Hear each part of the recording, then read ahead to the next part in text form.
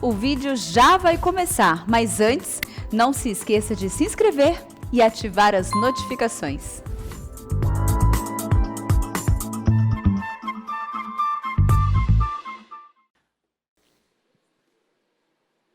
Muito bem, meus amados irmãos, nós vamos então dar início à Escola Bíblica Dominical deste dia 12 de junho de 2022. Sejam todos bem-vindos e queremos acolher também a todos que estão nos acompanhando aí pelo canal do YouTube da igreja. Estamos trabalhando com vocês sobre os Salmos. O pastor Arival está tratando do livro de Êxodo e nós fazendo uma exposição dos Salmos. Hoje nós vamos estudar o Salmo 24. Peço que você abra sua Bíblia, por favor. Nesta passagem nós vamos ler esse texto. Salmo 24.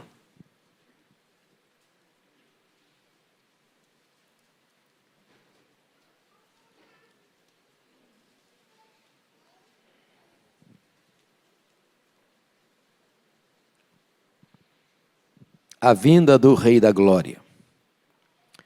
Ao Senhor pertence a terra e tudo o que nela se contém, o mundo e os que nele habitam. Fundou a ele sobre os mares e sobre as correntes a estabeleceu. Quem subirá ao monte do Senhor? Quem há de permanecer no seu santo lugar? O que é limpo de mãos e puro de coração, que não entrega a sua alma à falsidade, nem jura dolosamente. Este obterá do Senhor a bênção e a justiça do Deus da sua salvação. Tal é a geração dos que o buscam, dos que buscam a face do Deus de Jacó. Levantai, ó portas, as vossas cabeças. Levantai-vos, ó portais eternos, para que entre o Rei da Glória. Quem é o Rei da Glória? O Senhor forte e poderoso, o Senhor poderoso nas batalhas. Levantai, ó portas, as vossas cabeças, levantai-vos, ó portais eternos, para que entre o Rei da Glória. Quem é esse Rei da Glória? O Senhor dos exércitos. Ele é o Rei da Glória. Amém. Eu quero então, à luz desse texto, tratar sobre o triunfo do Rei da Glória. Mas me permita recordar aqui, para aqueles que estão chegando aqui hoje, ou estão participando desta classe pela primeira vez. Por que estudar o livro de Salmos? Este é um livro peculiar da Bíblia, porque este livro, diferentemente dos demais, ele foi escrito por vários autores. Este livro demorou cerca de 1000 anos para ser composto. Ele é uma reunião de vários poemas, de 150 poemas. Desde poemas escritos por Salomão, ou melhor, por Moisés, que viveu 1500 anos de Cristo, é o Salmo 90, como salmos compostos depois do cativeiro babilônico, como o Salmo 126, volta ao ano 500 antes de Cristo. Este livro não é um livro de uma tonalidade só. Ele tem poemas de louvor, tem poemas de contrição, tem poemas de lamento, tem poemas imprecatórios, tem poemas messiânicos. Então, ele não tem uma cor só, uma tonalidade só. O livro de Salmos foi reunido num livro, certamente depois do cativeiro babilônico, e agregado em 5 livros distintos. O primeiro livro, compreendendo os Salmos 1 ao 41, o segundo livro, 42 ao 72, o terceiro livro, do 73 ao 89, o quarto livro, do 90 ao 106, e o quinto livro, do 107 ao 150. Então, ele tem essa característica de ser também o livro dos cânticos, do inário, do povo de Israel. Foram poemas compostos para serem metrificados e cantados. E durante muitos anos, o inário que se conhecia era o livro de Salmos, e cantado. Nós estamos aqui considerando com vocês, nas 2 aulas anteriores, o que nós chamamos da trilogia do pastor. Salmo 22, 23 e 24. Você tem no Novo Testamento 3 retratos de Jesus como pastor. Jesus é o bom pastor, Jesus é o grande pastor e Jesus é o supremo pastor. Em João 10, 11, Jesus é o bom pastor que deu a sua vida pelas ovelhas. Em Hebreus 13, 20, Jesus é o grande pastor que vive para as ovelhas. Mas em 1 de Pedro 5,4, Jesus é o supremo pastor que voltará para galardoar as ovelhas. E esses 3 retratos de Jesus como pastor do Novo Testamento são refletidos aqui na trilogia dos Salmos 22, 23 e 24. O Salmo 22 apresenta Jesus como o bom pastor que deu a vida pelas ovelhas. O Salmo 22 é o Salmo da cruz. O Salmo 23 é conectado com Hebreus 13, 20. Ele é o grande pastor que vive para as ovelhas. E o Salmo 24 é conectado com 1 de Pedro 5,4. Ele é o supremo pastor que voltará para as ovelhas, ou o pastor que triunfou e retornou para o céu em glória, para então voltar, para galardoar as suas ovelhas. Então nós poderíamos batizar esses 3 salmos da trilogia como o Salmo da cruz, o Salmo do cajado e o Salmo da coroa. O 22 é o Salmo da cruz, o 23 é o Salmo do cajado e o 24 é o Salmo da coroa. 22 o bom pastor, 23 o grande pastor, 24 o supremo pastor. 22 a cruz, 23 o cajado, 24 a coroa. Hoje nós vamos tratar do Salmo 24. Se você notou, na trilogia 22, 23 e 24, isso foi reunido posteriormente com este propósito. Davi, que escreveu os 3 salmos da trilogia, vai do Calvário à exultação da entrada triunfal do Cristo vitorioso nos páramos celestiais. Ele vai da agonia do Calvário à entrada triunfal, de volta no céu, na cidade santa, na Nova Jerusalém. Nós teríamos então no Salmo 22 a melodia triste do Calvário. No 23, a melodia da paz, né? E no Salmo 24 nós teríamos a melodia majestosa e triunfante do retorno de Jesus à glória celeste. Alguém disse que esse Salmo 24 foi composto para relembrar ou celebrar a entrada da Arca da Aliança na cidade de Jerusalém, quando Davi vai dançando diante da Arca, com exultação e alegria. E que aquela cena de Davi entrando e dançando, liderando a entrada da Arca em Jerusalém, seria uma espécie de exemplo, de protótipo, de preâmbulo daquilo que foi a entrada do filho de Davi, o Messias, glorificado nos páramos celestiais.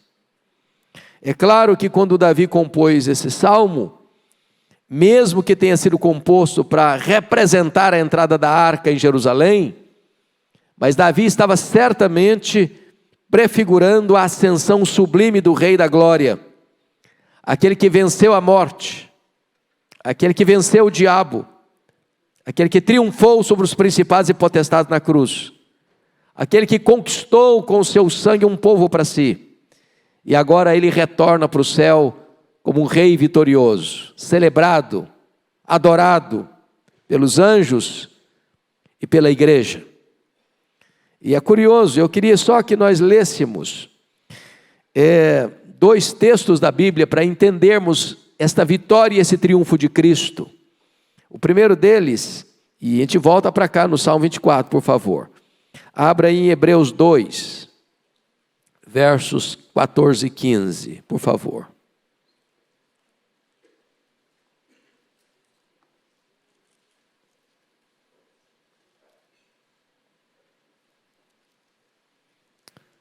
Hebreus 2, 14 e 15 diz assim: visto, pois, que os filhos têm participação comum de carne e sangue, destes também ele igualmente participou, para que por sua morte destruísse aquele que tem o poder da morte, a saber, o diabo, e livrasse todos que, pelo pavor da morte, estavam sujeitos à escravidão por toda a vida. Então ele vem, destrói aquele que tem o poder da morte, e livra todos que pelo pavor da morte estavam sujeitos à escravidão por toda a vida. Ele vem para libertar um povo, libertar do poder da morte, do medo da morte. E agora o segundo texto é Apocalipse 5, veja comigo aí, quando o Senhor é proclamado, quando o Senhor é adorado, e Ele é adorado pelos anjos, Ele é adorado pela igreja que está na glória, a igreja glorificada. Apocalipse 5, versos 11 a 14. Você pode ler comigo em voz alta esse texto? Vamos juntos? Apocalipse 5, 11 a 14. Vamos lá? Vi e ouvi uma voz de muitos anjos ao redor do trono, dos seres viventes e dos anciãos, cujo número era de milhões e milhares de milhares, proclamando em grande voz: digno é o Cordeiro que foi morto de receber o poder, e riqueza, e sabedoria, e força, e honra, e glória, e louvor. Então ouvi que toda criatura que há no céu e sobre a terra, debaixo da terra e sobre o mar, e tudo o que neles há, estava dizendo: àquele que está sentado no trono, e ao Cordeiro, seja o louvor, e a honra, e a glória, e o domínio pelos séculos dos séculos. E os 4 seres viventes respondiam: amém. Também os anciãos prostraram-se e adoraram. Esta cena apoteótica, arrebatadora, da entrada do Rei da Glória nos páramos celestiais, sendo saudado, sendo adorado, sendo proclamado, sendo ovacionado por todos os seres que habitam no céu, na terra, nos mares, ou seja, o universo, enfim, está aqui apoteótica e arrebatadoramente saudando o Rei da Glória, que está entrando nos páramos celestiais, depois da sua gloriosa vitória na cruz, vencendo a morte, ressuscitando e retornando para o céu. Este é o cenário que o Salmo 24 vai descrever para nós. Então, voltando para o Salmo 24, volta lá, por favor.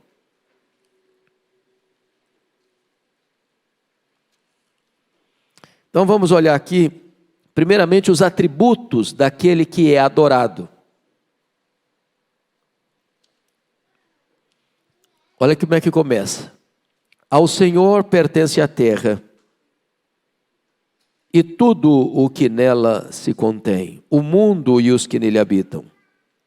Fundou-a ele sobre os mares e sobre as correntes a estabeleceu. Diferentemente do que Israel pensava, Deus não é apenas o Deus de Israel. Ele é o Deus de toda a terra. Ele é o Deus de todos os povos. Ele é o Deus de todas as nações. Ele é o Criador e o dono da terra e o Deus de todos os povos. Então vamos dar uma olhadinha aqui em algumas coisas. Primeiro, o Senhor é o dono absoluto de todas as coisas. Ao Senhor pertence o quê? A terra e tudo que nela se contém. Então vamos entender isso. Ele é dono de quê?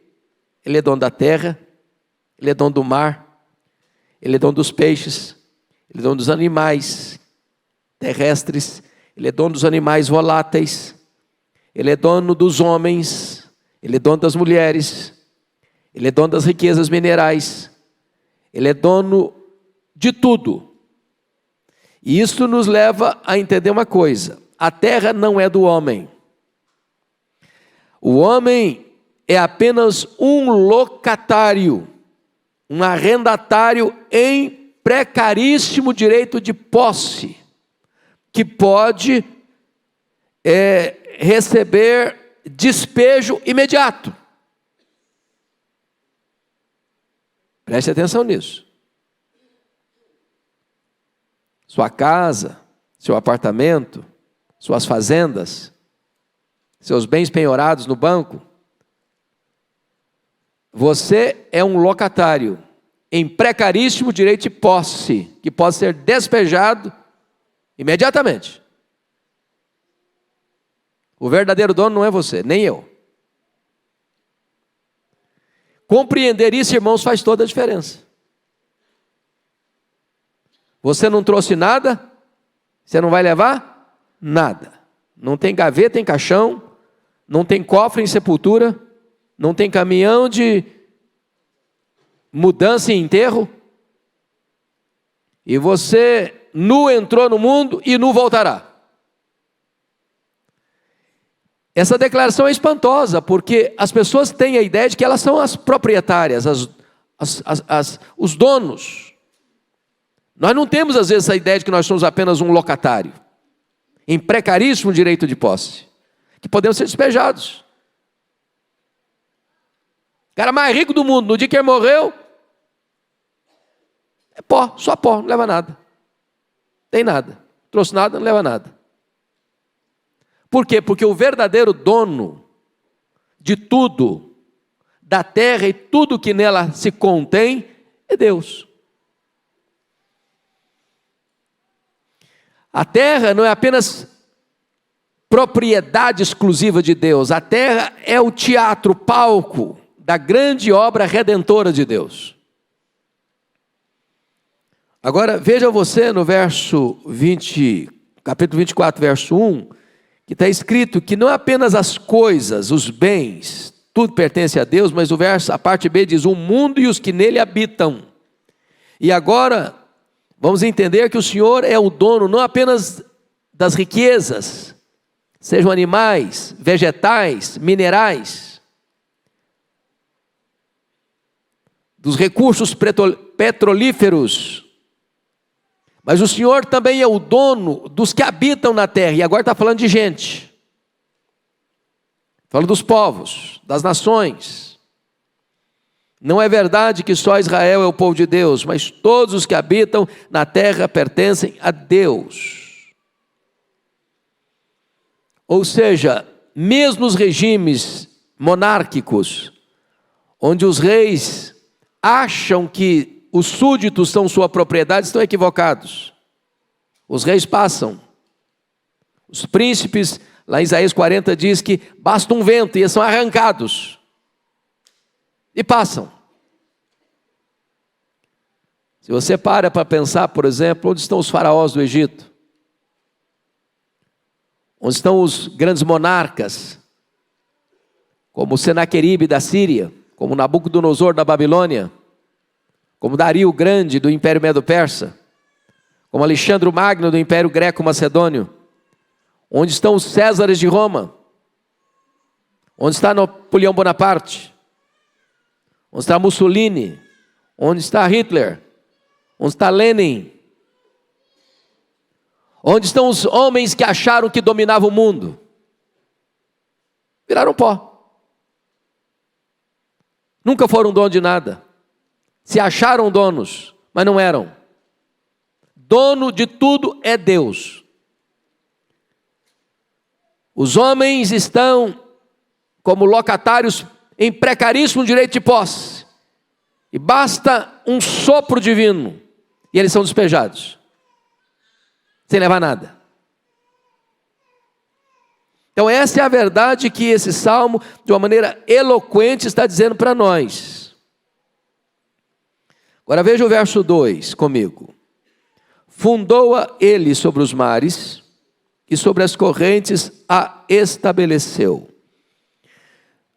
A ideia aqui é que Deus, e você lê isso aqui, e depois se você vai para Gênesis capítulo 1, está graficamente descrito a maneira como Deus criou e fundou a terra, né, sobre os mares. Mas Deus não é apenas o criador, aqui a ideia de que Ele é o preservador. Preservador. Ele criou tudo e tudo nele subsiste. Às vezes a ideia que alguns têm de Deus é a ideia deísta. Qual que é a ideia deísta? É a ideia de que Deus é apenas transcendente, mas não é imanente. Que Ele criou, mas não cuida. Ou melhor, que Ele criou e estabeleceu leis, e as leis agem por si mesmas, sem um intercurso, a interferência ou a providência dEle. Não. Deus criou e Deus preserva. Deus criou e Deus sustenta. Deus não é como um relojoeiro que cria um relógio, dá corda nele e deixa o relógio trabalhar sozinho. Ele é o Deus que sustenta todas as coisas. Em outras palavras, nós poderíamos dizer que as mandíbulas famintas dos oceanos devorariam a terra, não fora a interferência de Deus. Foi perguntado a Jó: onde estava você, Jó, quando Deus colocou limites no mar para que eles não invadissem a terra? Eu conheço algumas pessoas que têm muito medo de comprar apartamento em orla. E se o mar resolver invadir? E aí? Por que o mar não invade? Às vezes acontece um fenômeno ou outro, como um tsunami da vida. Mas quem botou limites no mar para não invadir a terra? Por que você compra uma casa ou um apartamento numa orla e dorme sossegado?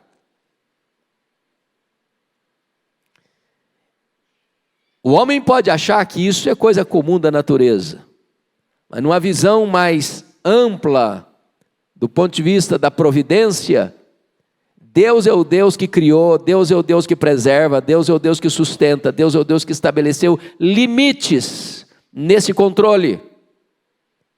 Ele tem o controle de todas as coisas. O texto está mostrando para nós que esse Deus cria, que esse Deus preserva, que esse Deus é dono, que esse Deus controla toda a criação. Ele é soberano. Não há nada mais importante, irmão, do que entender quem é o nosso Deus. A majestade dele, a grandeza dele, o poder dele, o controle dele, do universo. Na linguagem pictórica de Isaías, poética de Isaías, ele diz que é aquele que mede as águas na concha da sua mão, que pesa o pó das montanhas em balança de precisão, que mede os céus a palmos, que espalha as estrelas no firmamento, que olha para as nações poderosas e as considera como um pingo que cai num balde, como um pó numa balança de precisão, como um vácuo, como nada, como menos do que nada. Esta é a grandeza do seu Deus, essa é a majestade do nosso Deus. Mas vamos agora, em segundo lugar, olhar os atributos daqueles que adoram este Deus. Então, Davi faz uma transição daquele que é adorado para aqueles que adoram. Então vamos ver. Em primeiro lugar, o adorador apresenta-se diante de Deus com reverência. Olha o verso 3. Quem subirá ao monte do Senhor? Quem há de permanecer no seu santo lugar? Então note duas coisas: subir e fazer mais o quê? Permanecer. Quem sobe? Quem permanece? Subir ao monte do Senhor é uma ideia bíblica de adorar a esse Deus. Ele está num alto e sublime lugar, num alto e sublime trono. Você não desce, você sobe. Você se levanta para olhar para cima, para aquele que está no trono, aquele que reina, aquele que é soberano, aquele que está nas alturas, em luz inacessível.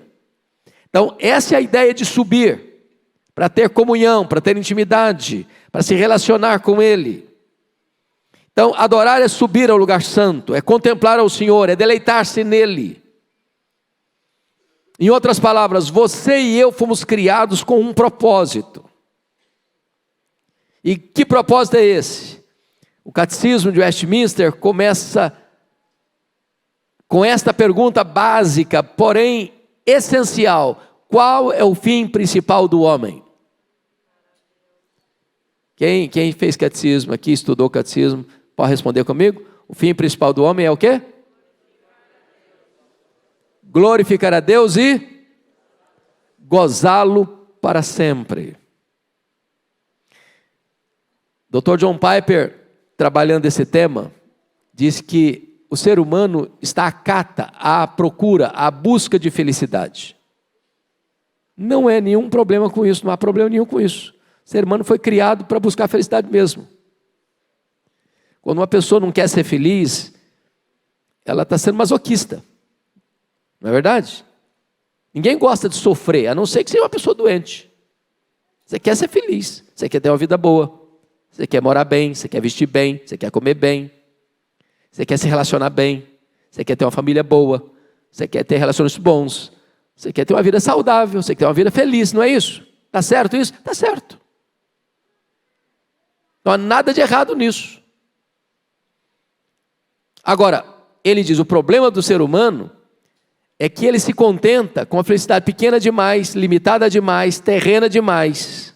Quando Deus criou, salvou para a maior de todas as felicidades. A felicidade de conhecer a Deus, de glorificar a Deus, de fruir a Deus, de exaltar a Deus, de deleitar-se em Deus.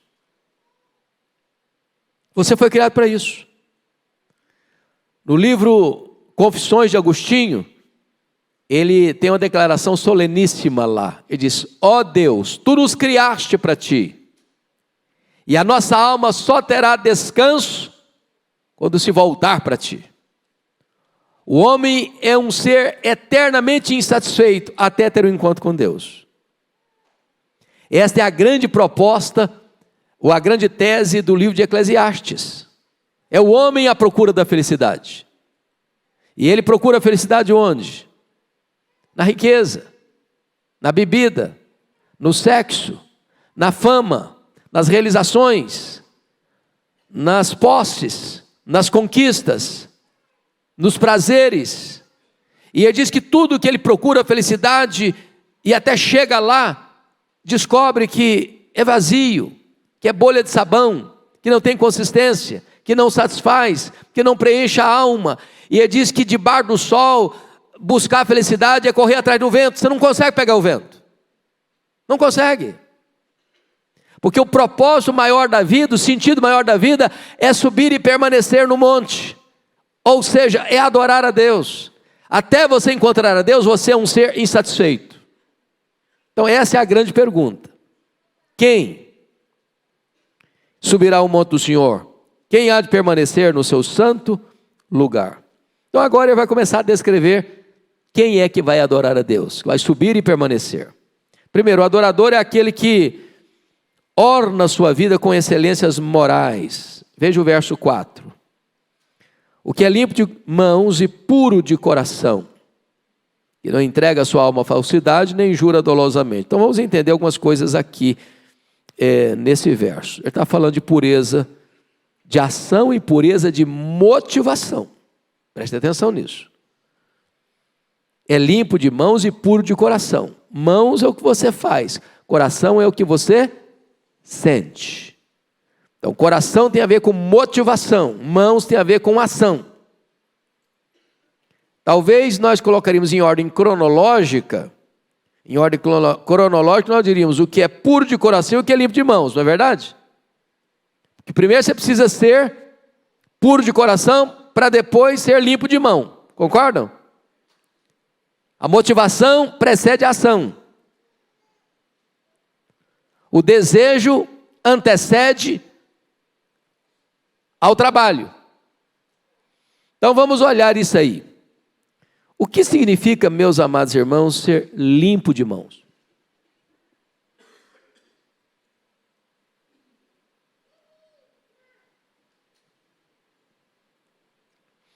O que Deus está dizendo é o seguinte: Deus não está interessado apenas em trabalho, em atividade. Ele não se contenta com isso. Quer dar uma olhadinha nisso? Melhor?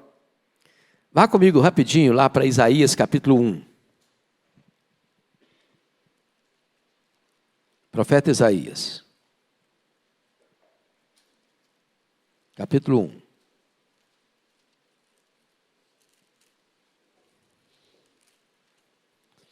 Vamos dar uma olhadinha nos versos 15.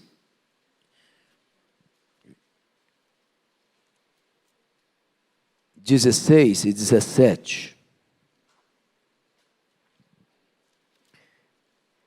Pelo que quando estendeis as mãos, escondo de vós os olhos. Sim, quando multiplicais as vossas orações, não as ouço, porque as vossas mãos estão cheias de sangue. Lavai-vos, purificai-vos, tirai a maldade dos vossos atos diante dos meus olhos. Cessai de fazer o mal. Aprendei a fazer o bem, atendei à justiça, repreendei o opressor, defendei o direito do órfão, pleiteiai a causa das viúvas. O que ele está dizendo? Não adianta fazer.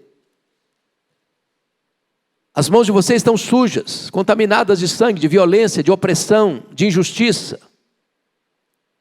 Então, tudo que vocês fazem, para mim, não tem valor.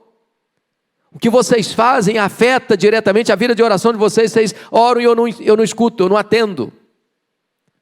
Porque vocês estão fazendo algo, mas a motivação de vocês está errada. Vocês estão fazendo, mas a vida não está consertada, a vida não está certa. Eu não aceito isso. Lembra quando Deus falou para Jacó, suba para Betel, lá em Gênesis 35? Primeiro você limpa as mãos, você tira as vestes sujas. Ou seja, Deus quer vida antes de trabalho. Deus está mais interessado em quem nós somos do que no que nós fazemos. Vida com Deus precede trabalho para Deus. Essa é a ideia aqui. Adorar a Deus não é de qualquer jeito, não é de qualquer maneira. Primeiro a vida certa, depois a adoração certa. Mas agora, voltando para o Salmo 24, volta lá por favor. Ele diz outra coisa aqui. O que é limpo de mãos e puro de coração. Bom, o que é que diz a bem-aventurança que Jesus mencionou? Bem-aventurados os puros de coração, porque eles verão a Deus. Bom, ninguém é puro de coração naturalmente, é? A Bíblia diz que o nosso coração é desesperadamente corrupto. Ele não é só corrupto, não, ele é desesperadamente corrupto. O nosso coração, dizia Calvino, é uma fábrica de ídolos. É a fonte de onde procedem, disse Jesus, todos os males. A violência, os adultérios, as fornicações, os desejos maus, brotam daí. Existe um adágio muito popular que diz que o homem é produto do meio, né? Isso vem lá de John Locke.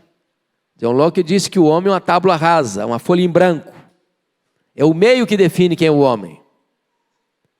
Mas ele estava errado. O filósofo não estava certo, não.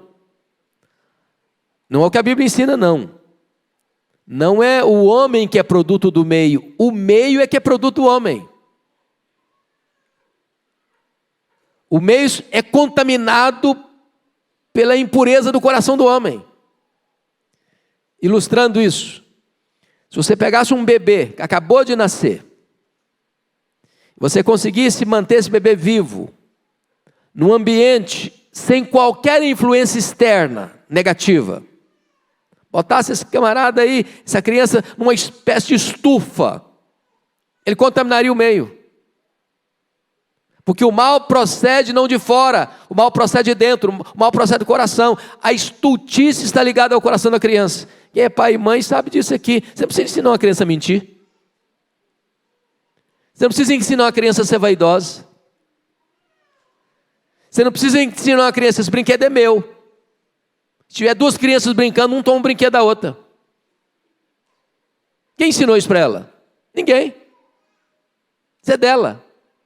É a estultícia que está ligada ao coração. Então ninguém é naturalmente puro de coração. Só pela obra da graça é que o nosso coração é purificado. E enquanto estivermos neste mundo, debaixo de cá do sol, nós vamos lutar com a impureza do nosso coração, buscando a santificação continuamente, porque sem santificação ninguém verá Deus. Então, quais são as marcas de um adorador? É aquele que tem as mãos limpas e o coração limpo, purificado pelo sangue do Cordeiro.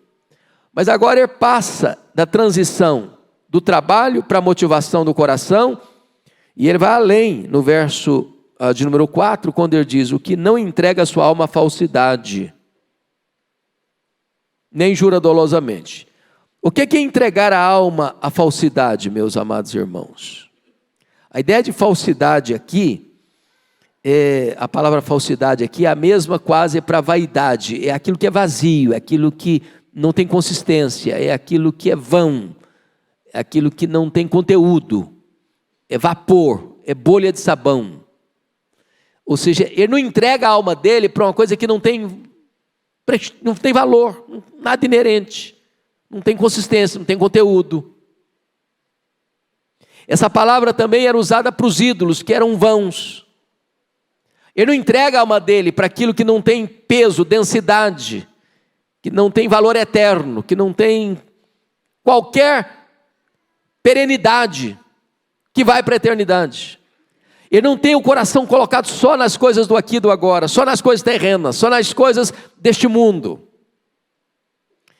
E é por isso que ele prossegue e diz o seguinte: agora atinge os lábios, não jura dolosamente. O que é uma pessoa que jura dolosamente? O que é dolo? Dolo é intenção má, né?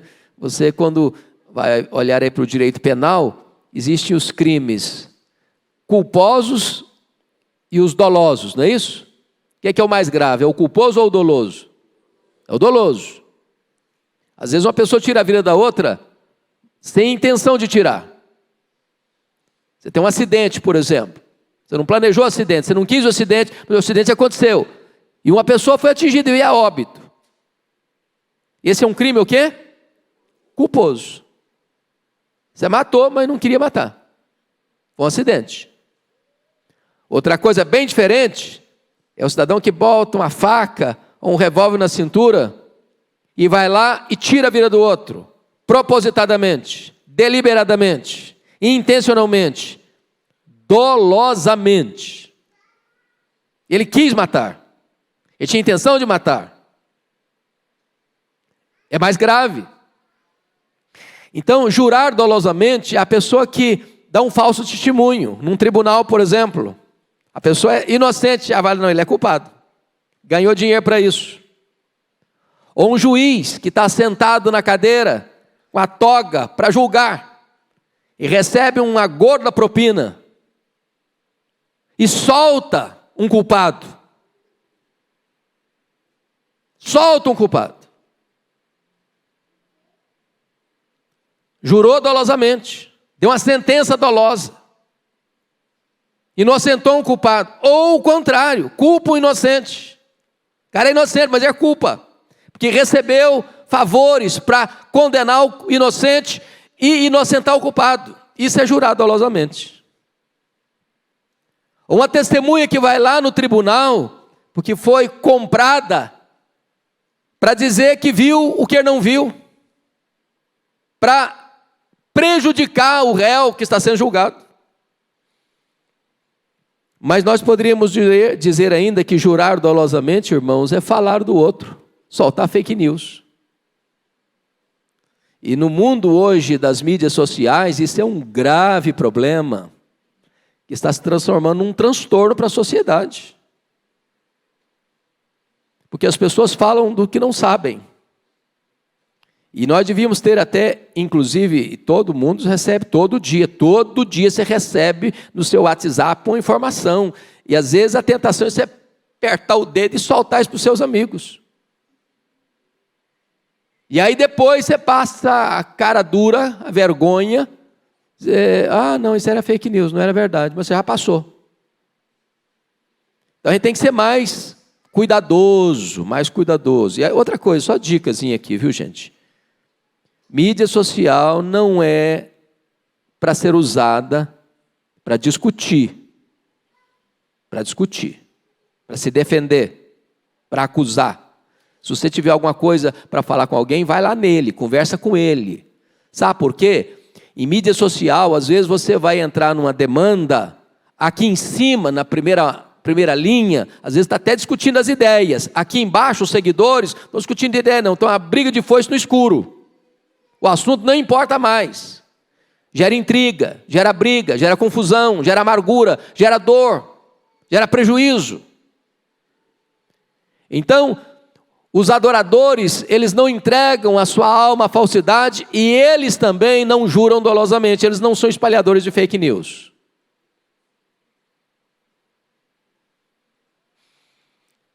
Mas tem mais.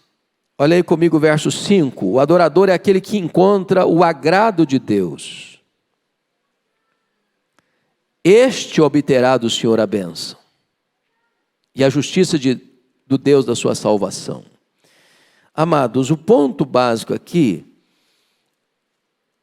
a bênção da alegria da adoração. Uma coisa é você vir à casa de Deus para adorar, e de repente você veio, mas veio atabalhoadamente, veio sem uma reflexão, veio sem um coração quebrantado, veio sem arrependimento, veio por religiosismo, veio por formalismo, veio por hábito, deixa eu usar uma palavra difícil aqui, veio por atavismo. Atavismo significa que eu vim, porque é a tradição da minha família, todo dia, vai na igreja, domingo é dia de ir na igreja. O cara levanta, sem vontade de levantar, vai resmungando, ou até sem resmungar mesmo, mas vem porque domingo é de igreja aí. E vai, e volta de novo, e toda semana, e todo mês, e todo ano. Isso é uma tradição familiar. Não mexe com ele mais. Mesmo que veio, voltou.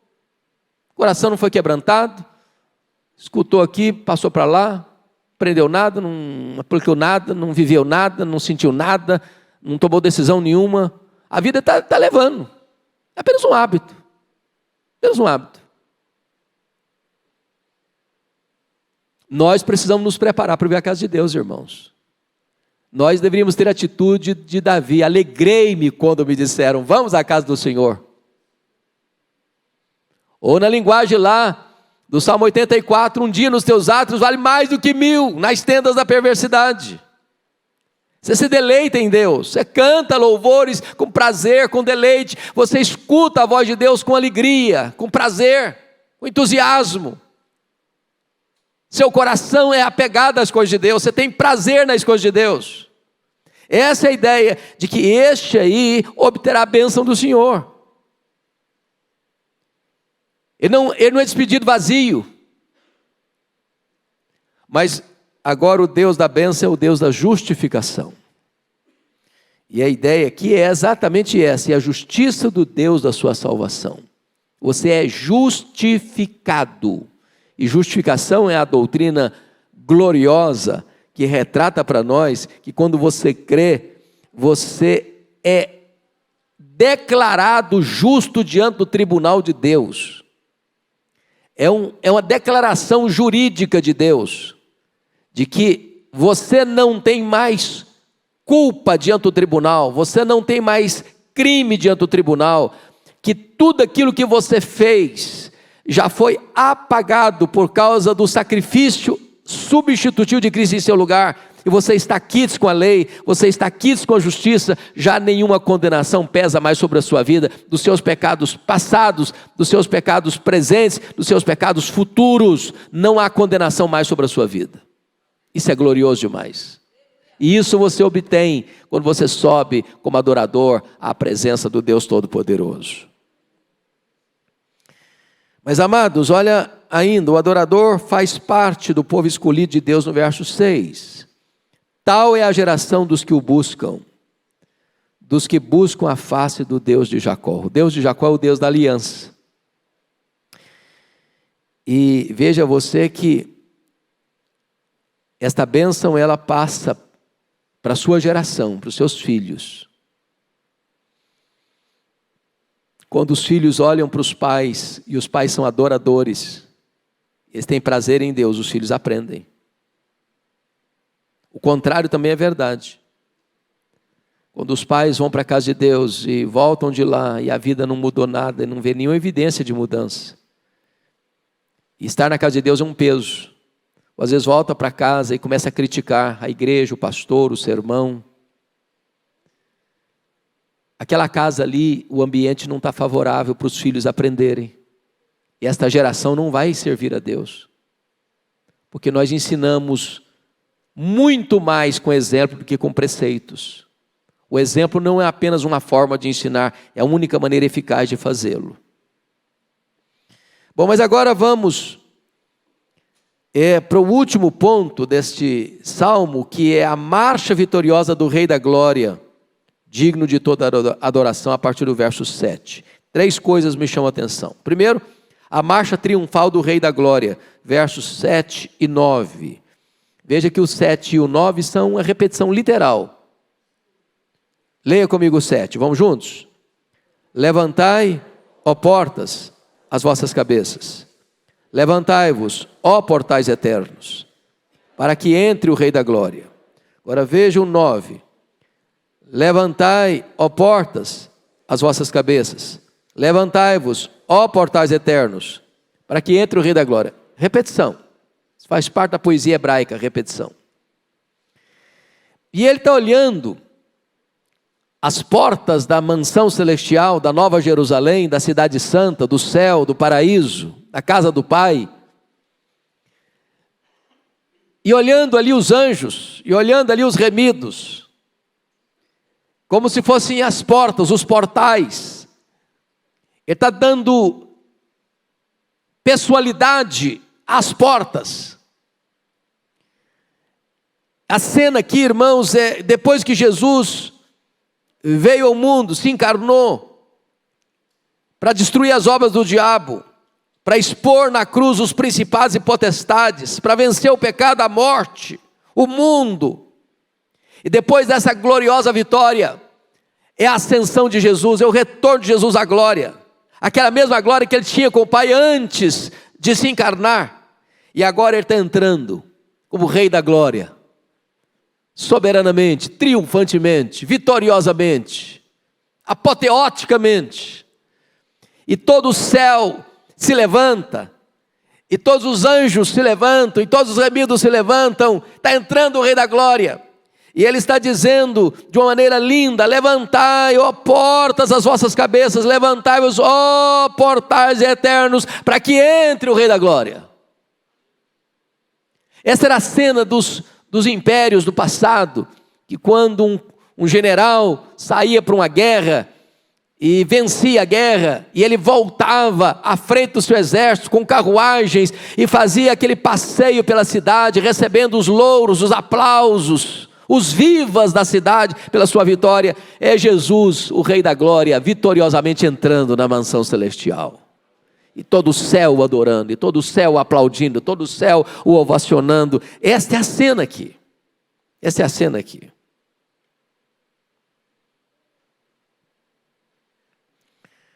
Ele sofreu, ele morreu, ele ressuscitou, ele ascendeu ao céu, ele é coroado e exaltado nesta volta. Ele saiu do túmulo e ele cavalgou para as alturas. E lá ele está, assentado no trono. E de lá ele voltará com esta mesma glória para buscar a sua igreja. Que cena gloriosa, que cena majestosa. Mas o segundo ponto que eu gostaria que nós destacássemos, dos 3 pontos, o título majestático do Rei da Glória no verso 8. Olha aí comigo. Quem é o Rei da Glória? O Senhor forte e poderoso. O Senhor poderoso nas batalhas. Quem é o Rei da Glória? Esse Rei da Glória não foi encontrado entre os anjos. Esse Rei da Glória não foi encontrado entre os grandes príncipes deste mundo. Este Rei da Glória é Jesus. Sendo Deus, se fez homem. Sendo rei, se fez servo. Sendo autor da vida, se entregou à morte.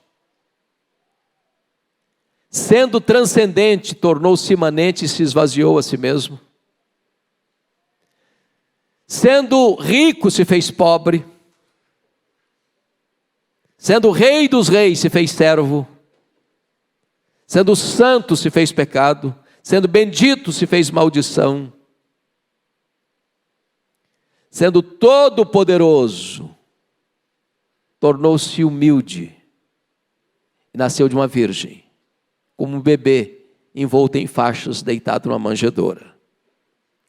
Este é o Rei da Glória. Porque a Bíblia diz que ele, sendo Deus, não julgou como usurpação ser igual a Deus. Antes a si mesmo se esvaziou, assumindo a forma de servo e humilhando-se até a morte e cruz. Mas também Deus o exaltou sobremaneira. Não tem mais jeito de exaltar mais do que ele está exaltado. Ele chegou ao pináculo, ao ponto máximo. O exaltou sobremaneira, para que ao nome de Jesus se dobre todo o joelho, nos céus, na terra e debaixo da terra, e toda língua confesse que Jesus Cristo é o Senhor, para a glória de Deus Pai. Plena exaltação, plena exaltação. Ele vence o mundo, ele vence o diabo, ele vence o pecado, ele vence a morte. Mas fechando, terceiro e último lugar, vamos ver o séquito vitorioso do Rei da Glória, no verso 10. Olha aí, verso 10. Quem é esse Rei da Glória? O Senhor dos Exércitos, Ele é o Rei da Glória. O que é que significa o Senhor dos Exércitos? O que é que significa isso? Ele é o comandante em chefe das hostes celestiais, dos anjos e da igreja remida. Ele é o cabeça exaltado. Ele é o chefe. Ele é o comandante, ele é o líder, ele é o soberano, ele é o majestoso. E ao entrar na glória, as cortes celestiais, sejam os anjos, sejam os remidos, prestam o seu culto e a sua adoração ao supremo governador do universo, anjos e a igreja. Esta foi exatamente a imagem que nós lemos e o que eu vou ler novamente para vocês de Apocalipse 5, versos 11 a 14. Vi e ouvi uma voz de muitos anjos ao redor do trono, dos seres viventes e dos anciãos. E notem vocês que quando ele está tratando dos seres viventes, dos anciãos, ele está se referindo aos salvos, aos remidos. Então você tem lá no céu anjos e você tem remidos. E essa é uma visão já antecipada de toda a igreja glorificada. E o que ele está dizendo? Cujo número era de quê? De milhões e milhares de milhares. É a reunião plena, total, dos anjos e dos remidos. Estão proclamando: digno é o Cordeiro que foi morto de receber o poder, e riqueza, e sabedoria, e força, e honra, e glória, e louvor. E então ouvi que toda criatura que há no céu, e sobre a terra, e debaixo da terra, e sobre o mar, é o cosmos, enfim, tudo que neles há, estava dizendo: aquele que está sentado no trono e ao Cordeiro, seja o louvor, e a honra, e a glória, e o domínio, pelos séculos dos séculos. É a apoteose plena, é a completude final, é a cena mais arrebatadora da história. É a exaltação do Rei da Glória, pelo séquito que o acompanha. Ele é o Senhor dos Exércitos. É assim que esse salmo termina, mostrando primeiro o salmo da cruz, segundo o salmo do cajado, mas agora é o salmo da coroa. Ele é o Rei exaltado. E é como Rei exaltado que ele está sentado no trono. E é como Rei exaltado que ele voltará pessoalmente para buscar a sua noiva, a sua igreja. E é este Rei da Glória que nós estamos adorando nesta manhã. Louvado seja o seu nome. Vamos ficar em pé e vamos agradecer ao Senhor por esse privilégio.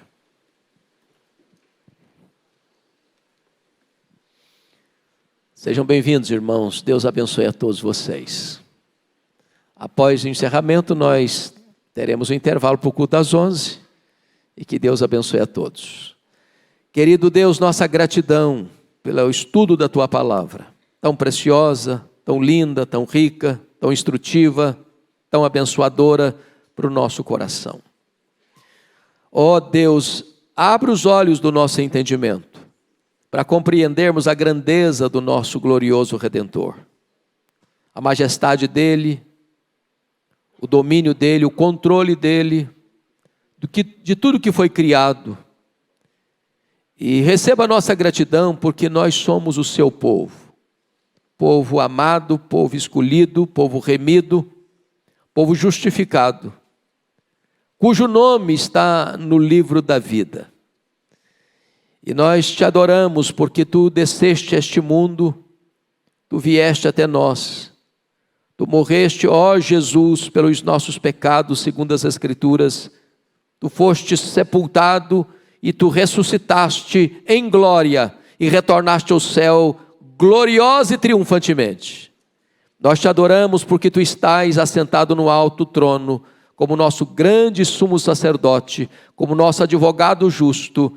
E nós te adoramos porque tu tens o controle da história em tuas mãos. E nós te adoramos porque tu hás de vir pessoalmente, visivelmente, audivelmente, repentinamente, inesperadamente, gloriosamente para buscar a tua igreja. E nós aguardamos a ti e clamamos: Maranata, ora vem, Senhor Jesus. Nós te adoramos neste nome, ó Deus, que é o nome mais exaltado, sobremaneira exaltado, o nome de Jesus, a razão da nossa vida. Louvado seja o teu nome. Amém. Deus abençoe, irmãos. Até daqui a pouco no culto às 11.